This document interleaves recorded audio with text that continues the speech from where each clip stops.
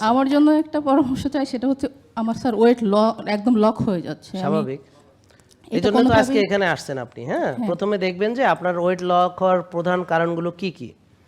একটা হলো তার ইনসুলিন যদি না কমে তাহলে একটা সময় ওয়েট তো লক হবেই, তো ইনসুলিন লেভেল দেখতে হবে কত আছে। তারপরে ওয়েট লক হওয়ার আরেকটি কারণ হচ্ছে যে সে হয়তো ফাস্টিং করছে কিভাবে, আর তার না খেলেও, আমাদের শোনেন, না খেলেও যদি টেনশন করে, রাত জাগে, তাহলে ইনসুলিন বাড়তে পারে। স্যার এটা আমার আছে অনেক টেনশন। হ্যাঁ, তো এই জন্যে আপনি দেখুন আমার ওজন কেন কমতেছেন, এই চিন্তায় ওজন বেড়ে যাবে। আমার কথা বুঝতে পারছেন? এবং লকও হয়ে যাবে, বুঝেননি কথা, যে আমার কেন ওজন কমে না, আমার সবাই কমে, ও 32 কমলো, আমার কমলো না কেন।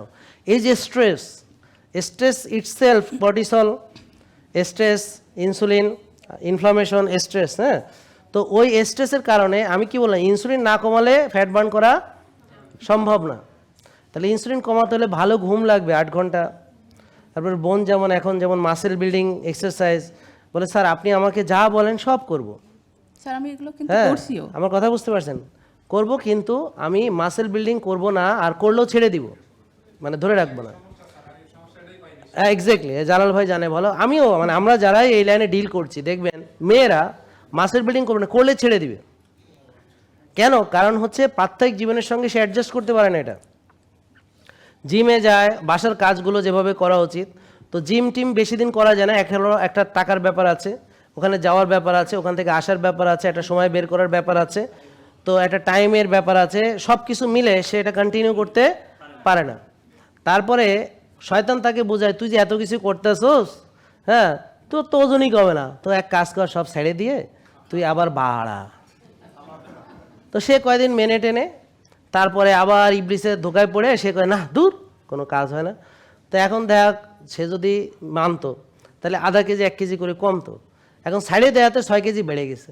এই 6 কেজি কমাইয়া সে আবার 8 কেজি বাড়ায়, মেলে। তো এভাবে কি হয়, সে আর জীবনও পরে এক সময় বলে আমার দ্বারা কিছু হবে না। এবার হলো ইবলিসের ফাইনাল ধোকা। তাইলে আর কি, এভাবেই চলতে থাকো, এভাবেই চলতে থাকো। তো এই জন্যে সবচেয়ে ভালো কাজ সে করেছে যে আজকে প্রায় 7-8 বছর পরে সে আমাদের কাছে এসেছে। Thank you. Thank you sir. অবশেষে যে আমি আসছি, একটা মেসেজ দিতে চাই, সেটা হচ্ছে যে আমার মতো 10 বছর চিন্তা না করে 10 বছর আগেই সবাই চলে আসবেন, তাহলে হচ্ছে আমার মতো রুগী হয়ে আসতে হবে। আমাকে দেখছেন 10 মিনিটের মধ্যে বলেন যে আমি এখনই যাবো ইনশাল্লাহ, সিদ্ধান্ত নেন। আমার কথা বুঝতে পারছেন? যাই দেখি মরি কিনা, আর এত লোক মরে গেছে, তো এগুলো করতে গেছে। আর তাছাড়া আমি নিজেই তো নিজেকে এখানে আসার পরে দেখছি আমি তো আসলে মরি নাই। প্রত্যেকটা ফ্লোরে এত মানুষ, তো ভাবলাম যদি মারাই যেত তাহলে এত মানুষ কেন এখানে, নিশ্চয়ই জানাজা পড়তে আসেনি। হ্যাঁ, জানাজা পড়তে তো আসে না, এত ভালো রসিক আছে আসলে। থ্যাংক ইউ বোন, অনেক ধন্যবাদ, থ্যাংক ইউ। তাহলে ওজন লক হওয়ার একটা কারণ হলো যে আমি বারবার ওজন মাপি যখন ওজন কমাতে যাই, আর যখন অনিয়ম করি তখন ওজন মাপিই না। যেদিন ওজন মনে করেন মানা শুরু করছি, সকালে ওজন মাপে, বিকেলে মাপে, ঘুমানোর আগে মাপে, ঘুম থেকে উঠে মাপে, কমে না কেন? তারপরে কয়দিন পর ফ্রাস্ট্রেটেড হয়ে যখন সে নিয়ম ছেড়ে দেয়, ওজনই মাপে না, তখন দেখে গেল যে কয়দিনে 6 কেজি বাড়ছে। তো আমি বারবার বলেছি সেই 19 সাল থেকে একটা কথা, যে যারা আমাদের মানবে তাদের ওজন মাপার দরকার নেই, সে মানে ঠিক মতো কিনা সেটা দেখার দরকার। ওজন সে 7 দিন পরে, 14 দিন পরে একবার মাপবে, তাও খালি পেটে রোজা রেখে ইফতারের আগে মাপবে। বুঝছেন? প্রয়োজনে 1 মাস পরে মাপবে, কিন্তু নিয়ম ঠিক মতো মানবে।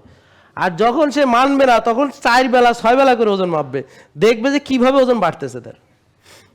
তা মানুষ কি করে, ওই সময় ওজন মাপে না কেন? ইবলিস বলে, এখন ওজন মাপলে তো তুমি অনিয়ম করতে পারবা না, তাহলে তুমি এখন মাপবে না।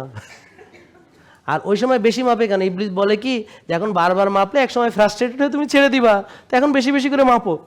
জেকে লাইফস্টাইল লিমিটেড, ওষুধ মুক্ত সুস্থ জীবন।